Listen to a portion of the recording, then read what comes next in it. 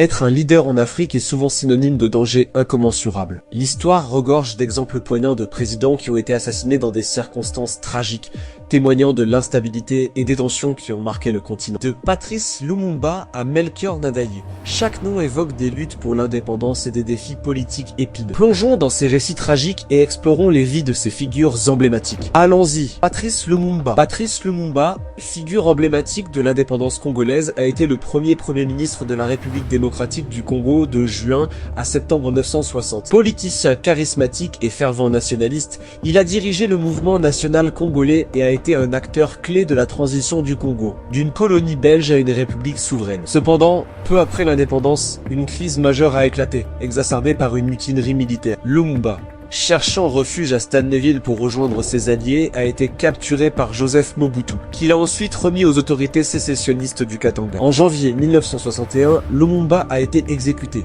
devenant un martyr pour le panafricanisme et la lutte contre le colonialisme. Son assassinat a suscité des réactions internationales, et la Belgique a présenté des excuses officielles en 2002 pour son rôle dans cette tragédie. La vie de Lumumba illustre les dangers auxquels sont confrontés les leaders africains, souvent victimes de coups d'État et de violences politiques. Son héritage perdure, symbolisant la quête d'autonomie et de justice en Afrique, mais aussi les défis persistants de la gouvernance dans le continent. Sylvanus Olympio, un destin tragique. Qui était Sylvanus Olympio et quel fut le sort tragique qui l'attendait? Olympio, homme politique togolais, a été le premier président de son pays après avoir été premier ministre. Issu d'une famille influente, il a dirigé le Togo de 1958 jusqu'à son assassinat en 1963. Dans la nuit du 13 janvier 1963, des militaires en pleine mutinerie ont pris d'assaut sa maison. Olympio et sa femme furent réveillés par le bruit des assaillants. Avant l'aube, son corps fut découvert à proximité de l'ambassade américaine, marquant un tournant dans l'histoire du Togo. Son assassinat est souvent cité comme le premier coup d'état militaire dans les ex-colonies françaises d'Afrique. Olympio est devenu une figure emblématique, célébré pour son engagement envers le développement de la démocratie en Afrique. Son décès n'a pas seulement laissé un vide au Togo, mais il a également exacerbé les tensions politiques dans la région. Le parcours d'Olympio illustre les dangers auxquels sont confrontés les dirigeants africains. Un héritage de lutte pour la souveraineté et la paix. Nengarta Tombalbaye. Nengarta Tombalbaye, homme politique tchadien, fut le premier président du Tchad, occupant ce poste de 1960 jusqu'à son renversement en 1975. Sa carrière débuta dans l'administration française avant qu'il ne devienne une figure centrale de l'indépendance tchadienne. À l'origine, il prônait le socialisme et la modernisation du pays. Toutefois, sa gouvernance se caractérisa rapidement par des mesures autoritaires, y compris la répression des oppositions politiques. Au début des années 1970, le Tchad fut plongé dans des conflits internes, exacerbés par des tensions ethniques et des luttes pour le pouvoir. Tombalbaye, en réponse à la montée de l'opposition, intensifia la répression, ce qui ne fit qu'aggraver la situation. Finalement, en 1975, un coup d'État mené par son ancien allié, le général Félix Mahoum, mit fin à son règne. Capturé et exécuté, Tombalbaye fut ainsi un exemple tragique desquels sont confrontés les dirigeants africains. Son histoire illustre les conséquences souvent fatales des luttes de pouvoir et des tensions politiques sur le continent, laissant un héritage complexe. Malgré ses ambitions, sa fin tragique reflète les dangers de la gouvernance en période de crise. Marian Ngouabi, président militaire de la République du Congo, a été assassiné le 18 mars 1977. Son parcours avait débuté en tant que commandant d'un bataillon de parachutistes, ce qui l'avait propulsé au pouvoir après la révolution militaire de 1968 qui avait renversé le président Massamba. Initialement, il avait nommé Alfred Raoul comme premier ministre. Mais des tensions ont émergé, notamment à cause de la répression de toute opposition. Ngouabi a finalement pris le contrôle direct du gouvernement, dirigeant le pays de 1969 jusqu'à sa mort en 1977. Son assassinat est souvent attribué à des pressions extérieures, notamment françaises, cherchant à exercer un contrôle accru sur la province riche en ressources de Kalindi. Malgré son refus de collaborer avec ses intérêts, il a été confronté à des groupes d'opposition congolais qui ont cherché à renverser son régime. Après plusieurs tentatives infructueuses pour l'éliminer, un commando a réussi à l'assassiner. Ngouabi reste une figure controversée, symbolisant les luttes de pouvoir en Afrique et les tensions entre nationalisme et ingérence étrangère. Amilcar Cabral, figure emblématique de la lutte anticoloniale, était un ingénieur agricole et diplomate originaire de Guinée-Bissau et du Cap-Vert. En tant que leader du mouvement nationaliste, il a joué un rôle crucial dans la lutte pour l'indépendance de la Guinée-Bissau contre le colonialisme portugais. Cabral, également poète et intellectuel panafricaniste, a su articuler les aspirations de son peuple tout en intégrant des idées marxistes dans son discours politique.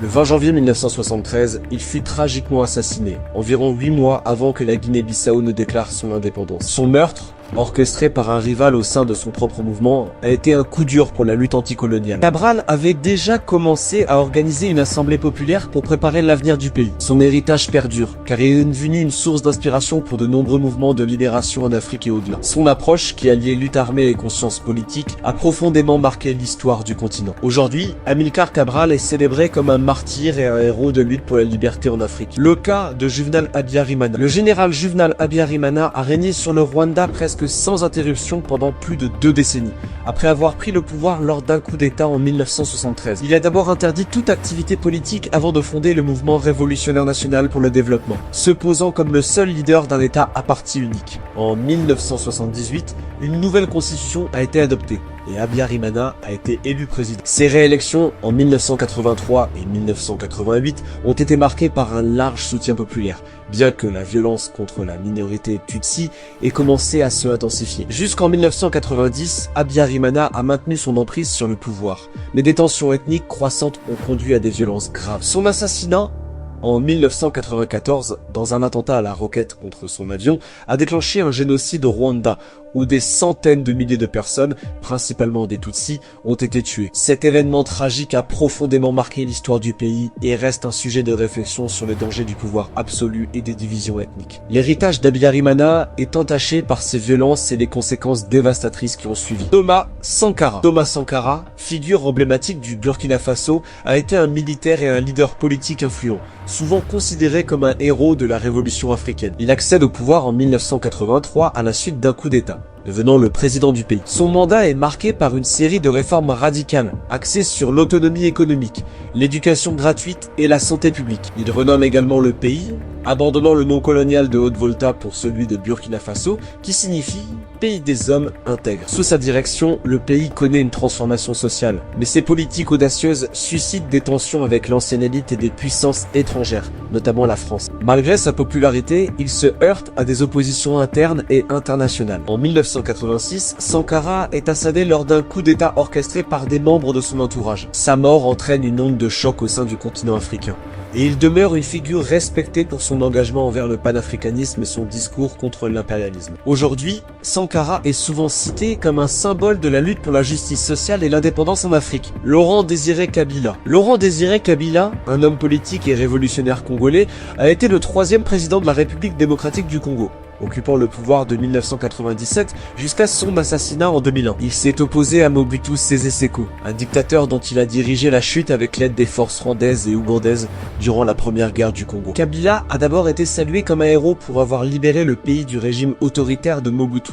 mais son gouvernement a rapidement pris une tournure autoritaire. Il a rebaptisé le pays en République démocratique du Congo et a tenté d'éliminer toute opposition, ce qui a engendré des tensions croissantes. En 1998, une rébellion éclate, soutenue par ses anciens alliés rwandais et ougandais, qui commencent à parrainer des groupes rebelles contre lui. Kabila, isolé et entouré d'ennemis, a été assassiné par un de ses gardes du corps le 16 janvier 2001. Sa mort a ravivé les conflits dans le pays, plongeant la République démocratique du Congo dans une instabilité prolongée. Kabila est souvent considéré comme une figure complexe, symbolisant à la fois l'espoir de changement et la tragédie du pouvoir en Afrique. Ibrahim Baré Menassara. Ibrahim Baré Menassara est un général nigérian et homme politique qui a dirigé le Niger de 1996 jusqu'à son assassinat en 1999. Après avoir pris le pouvoir lors d'un coup d'état militaire, il a dissous le gouvernement et promulgué une nouvelle constitution, suivie d'élections contestées. Malgré sa promesse de rétablir la démocratie, son régime a été marqué par des violations des droits de l'homme et une répression de l'opposition. Les tensions se sont intensifiées dans le pays alors que Menassara a consolidé son pouvoir, ce qui a suscité le mécontentement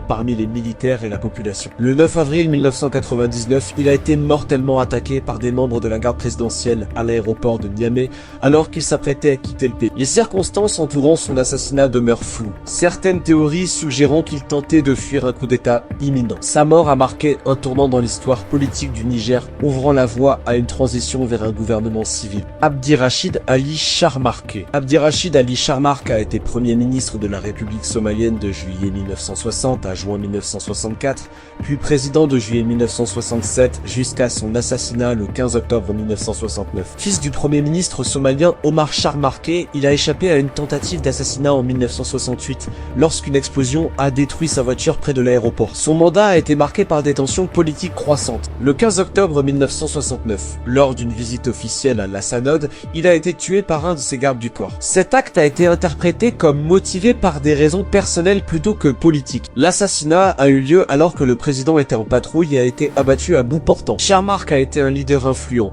mais son assassinat a plongé le pays dans une instabilité politique accrue. Sa mort a marqué un tournant dans l'histoire somalienne, entraînant une série de conflits et de coups d'État qui ont affecté la nation pendant des décennies. La complexité de sa situation illustre les défis que rencontrent les dirigeants en Afrique, souvent confrontés à des luttes internes et à des menaces à leur sécurité. Johnson Aguiyi Ironsi. Johnson Aguiyi Ironsi a été un militaire et homme politique nigérian, célèbre pour avoir été le premier chef d'État militaire du Nigeria. Il a pris le pouvoir à la suite d'un coup d'État le 15 janvier 1966, en pleine agitation politique dans le pays. Son mandat, qui s'est étendu jusqu'à son assassinat le 29 juillet 1966, a été marqué par des efforts pour instaurer un gouvernement stable à travers des réformes militaires et politiques. Aguiyi Ironsi prônait un modèle de gouvernement unitaire, cherchant à unifier les différentes ethnies du Nigeria, ce qui a suscité des oppositions au sein de certaines factions. Cependant, son régime a rapidement été confronté à des tensions ethniques croissantes, exacerbées par des rivalités régionales. Le climat politique tendu a culminé avec son renversement par un groupe d'officiers militaires du Nord,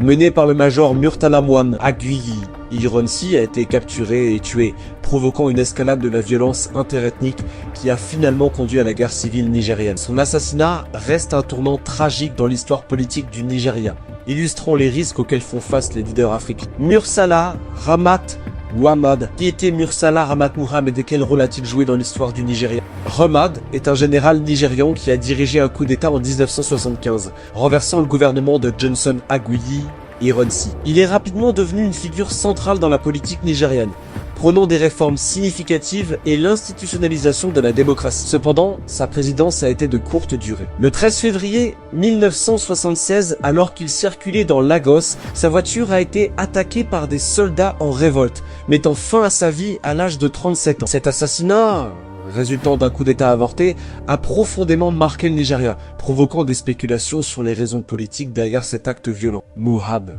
en dépit de sa mort prématurée, a laissé un héritage durable. Son mandat est souvent cité comme un tournant dans l'histoire nigériane, illustrant les défis auxquels les dirigeants africains font face, notamment l'instabilité politique et les luttes de pouvoir. Sa vie et sa mort soulignent les dangers inhérents à la gouvernance en Afrique, où le pouvoir peut être éphémère et la violence omniprésente. La vie des leaders africains est marquée par des défis extrêmes, allant des coups d'État aux assassinats, soulignant ainsi le risque inhérent à la gouvernance sur le continent. Ces histoires tragiques révèlent les luttes pour l'indépendance et la justice, tout en posant la question de la sécurité pour ceux qui cherchent à diriger. L'héritage de ces figures continue d'influencer l'Afrique d'aujourd'hui. L'histoire de ces leaders met en lumière les dangers qui guettent ceux qui aspirent à des changements significatifs dans leur pays.